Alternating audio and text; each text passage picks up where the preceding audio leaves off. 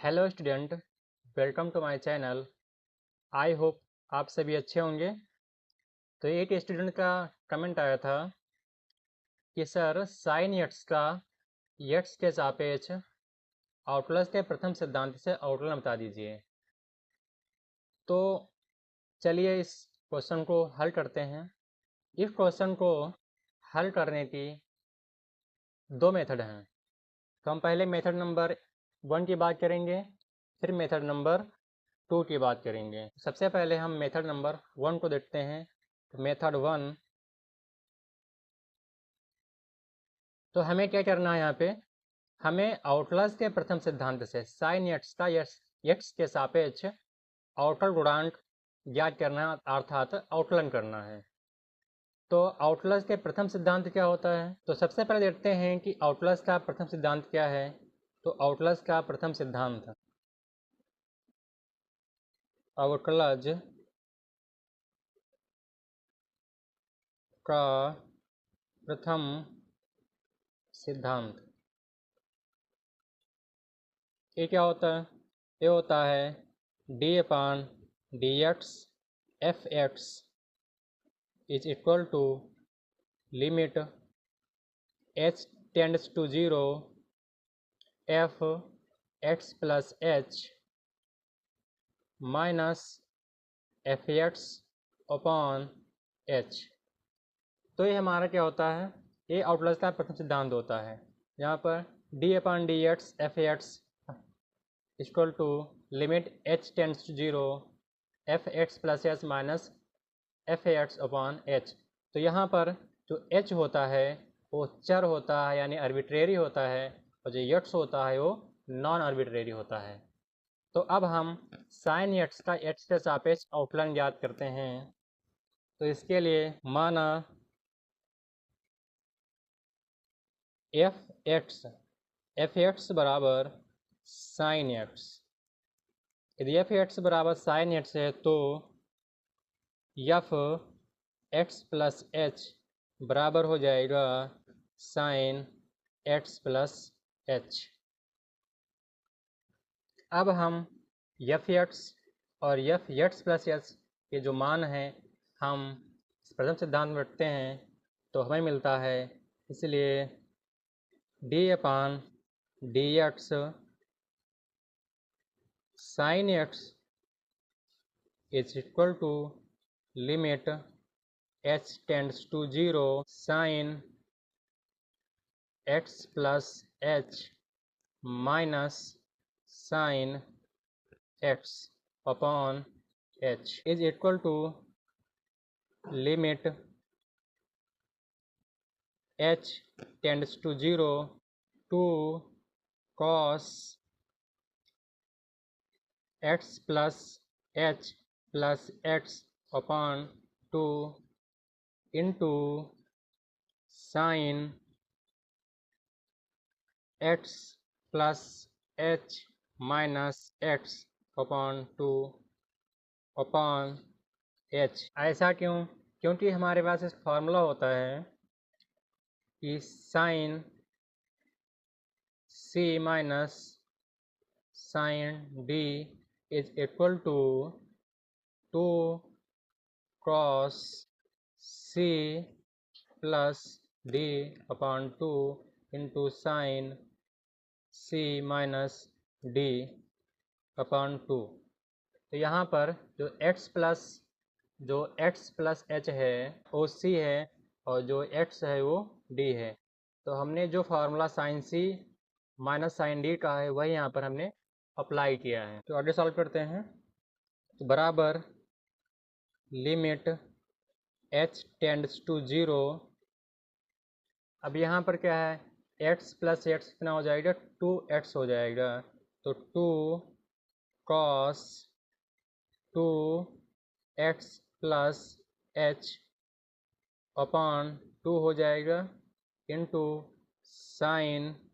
अब यहाँ पर क्या है, x प्लस का x माइनस का ये कैंसिल हो जाएगा, और हमारे पास बचेगा sine h upon 2 upon h बराबर limit h tends to 0 two cos 2x upon 2 plus h upon 2 into sine h upon 2 upon h। अब यहाँ पे 2 और 2 कैंसिल हो जाएगा, तो आगे बचेगा हमारे पास limit h tends to 0 two cos x plus h upon 2 into sine h upon 2 upon h। अब यहाँ पर जो h है उसको हम 2 से डिवाइड और 2 से मल्टीप्लाई करते हैं, 2 से गुणा और 2 से भाग करते हैं, तो 2 से गुणा किया और 2 से भाग किया, यहाँ से 2 और 2 कैंसिल हो जाएगा, तो हमारे पास आगे बचेगा limit h tends to 0 cos x plus h upon 2 into sine h upon 2 upon h upon 2 बराबर limit h tends to 0 cos x plus h upon 2 into limit h tends to 0 sine h upon 2 upon h upon 2। तो अब हम यहाँ दोनों में limit लगाते हैं, तो a हो जाएगा यहाँ पे कॉस ax प्लस 0 अपॉन 2, क्योंकि h टेंड्स टू 0 है तो यहाँ पर h है, वहाँ पर हम 0 रखेंगे, into limit h tends to 0 a हो जाएगा 1, क्यों? चूँकि limit theta tends to 0 sine theta upon theta बराबर 1 होता है, तो बराबर कॉस x प्लस 0 इंटू 1, तो फाइनली क्या बचेगा कॉस x, तो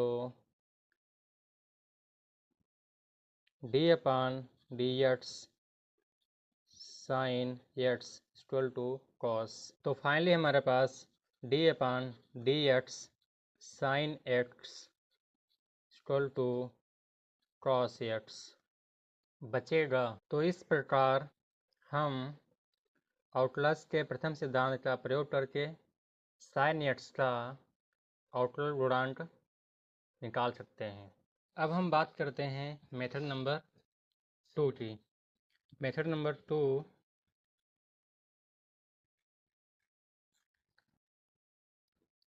मेथड नंबर 1 की ही तरह है, पर थोड़ा चेंज है। तो हमारे पास आउटलर का प्रथम सिद्धांत था d upon d x F x बराबर limit h tends to 0 F x plus H minus F x upon H. तो चलिए मेथड नंबर 2 से हल करते हैं इसको। माना एफ एक्स बराबर साइन एक्स, तो एफ एक्स प्लस एच बराबर साइन एक्स प्लस एच। अब हम एफ एक्स तथा एफ एक्स प्लस एच का मान इसमें रखते हैं, तो हमें मिलता है, इसलिए d upon d x sine x बराबर limit h tends to 0 sine x plus H minus sine x upon h। अब हम साइन x प्लस इसमें एक फार्मूला अप्लाई करते हैं। वो फार्मूला क्या है? एक फार्मूला होता है sine a plus b is equal to sine a into cos b plus cos a into sine B.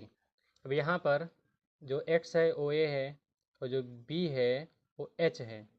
तो अब हम इस फार्मूले को साइन x प्लस h में अप्लाई करेंगे तो हमें आगे मिलेगा limit h tends to 0 sine x into cos h plus cos x into sine h minus sine x upon h बराबर लिमिट h टेंड्स टू 0। अब यहाँ पर क्या है, साइन x और साइन x, तो साइन x यहाँ से कॉमन मिल रहा है तो साइन x को हम कॉमन लेते हैं तो sine x।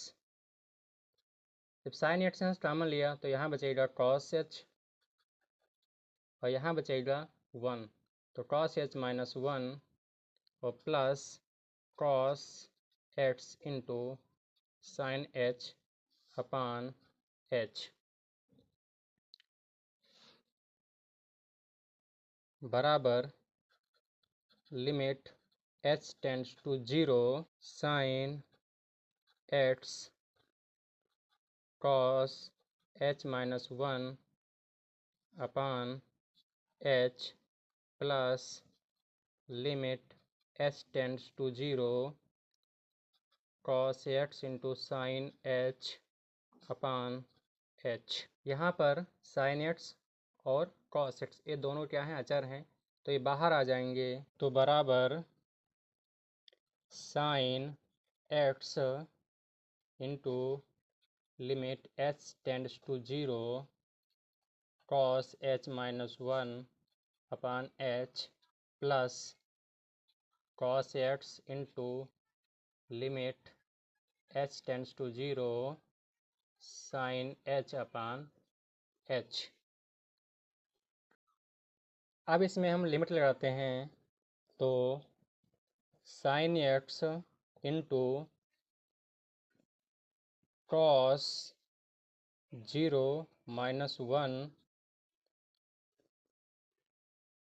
Upon 0 plus cos x into limit h tends to 0 sine h upon h के बराबर होता है 1 के, चूँकि लिमिट s ये limit theta tends to 0 sine theta upon theta बराबर होता है 1, इसलिए यहाँ पर limit h tends to 0 sine h upon h बराबर हो जाएगा 1 के। तो आगे साइन x इंटू कॉस 0 का मान होता है 1 minus 1 upon 0 plus cos x बराबर, तो ये तो हो जाएगा 0, तो 0 प्लस ये हो जाएगा कॉस x। तो finally d upon D x sine x is equal to cos x। तो ये हमारे दो मेथड हैं जिसके द्वारा हम अवकलज के प्रथम सिद्धांत से साइन x का अवकल गुणांक निकाल सकते हैं, अर्थात इसका अवकलन कर सकते हैं। तो आई होप आपको ये समझ आ गया होगा। इसके अलावा हमने और भी क्वेश्चंस करवाए हैं, तो अगर आपने वो वीडियो नहीं देखे हैं तो प्लीज़ उन वीडियो को देखिए और अपने दोस्तों को भी भेजिए ताकि उनको भी स्टडी में हेल्प मिल सके। और अगर ये वीडियो आपको पसंद आया हो तो प्लीज़ हमारे चैनल को लाइक, शेयर और सब्सक्राइब करिए, अपने दोस्तों को भेजिए ताकि उनको भी स्टडी में हेल्प मिल सके। अगर आपका भी कोई क्वेश्चन है तो प्लीज़ हमें कमेंट में अवश्य बताइए, हम उसका वीडियो बनाकर आपको सॉल्यूशन प्रदान करेंगे। तो थैंक यू, मिलते हैं अगले वीडियो में एक नए क्वेश्चन के साथ। तब तक के लिए पढ़ते रहिए।